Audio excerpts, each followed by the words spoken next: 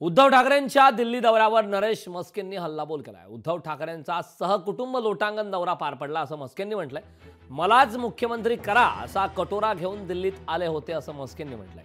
काँग्रेसने त्यांना हुसकावून लावलं, फाव दिला नाही असं मस्केंनी म्हटलंय। भ्रष्टाचाराचे आरोप असलेले गुप्ता बंधू दिल्लीत ठाकरेंना भेटले असं नरेश मस्केंनी म्हटलंय। इलेक्शन फंडासाठी ठाकरेंनी गुप्ता बंधूंची भेट तर घेतली नसेल ना, गुप्ता बंधू ठाकरे भेटीची चौकशी व्हायला हवी असंही खासदार नरेश मस्के यांनी वक्तव्य केलं।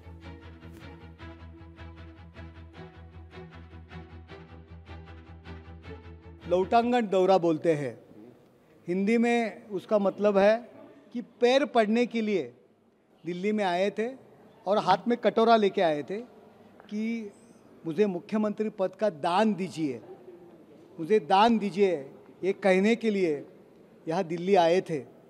लेकिन मुझे लगता है कि कांग्रेस वालों ने और राष्ट्रवादी वालों ने भी उनको कोई भाव नहीं दिया।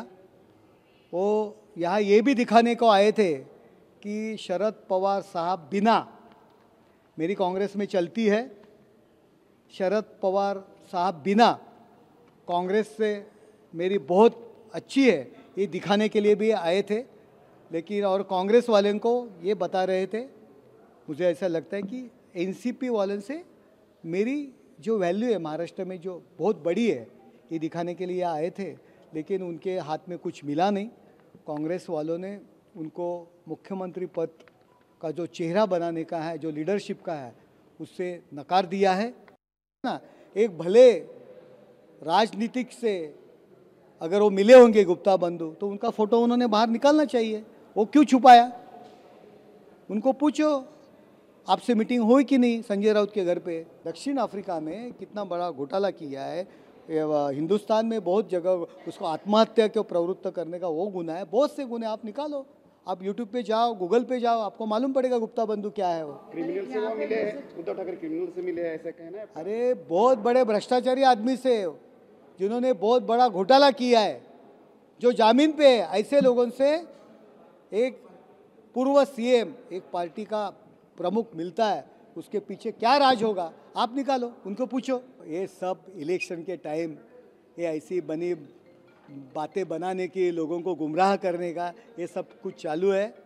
महाराष्ट्र में बहुत सारे उद्योग आ रहे हैं, ये सब बड़ी बनाई हुई बातें लोगों को गुमराह करने के, लोग गुमराह होने वाले नहीं है।